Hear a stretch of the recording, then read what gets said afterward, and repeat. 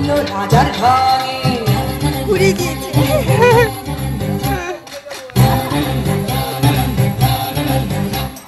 রোদের আশা দাঁড়িয়েছিল, এসে বলল সেলাম, আমরা কি ওদের মতো ছুটির নোটিশ পেলাম?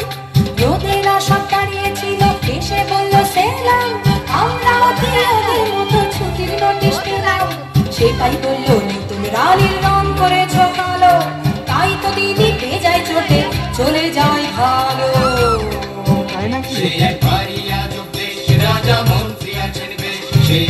ও নাচছে, ও নাচছে। বেশ বেশ বেশ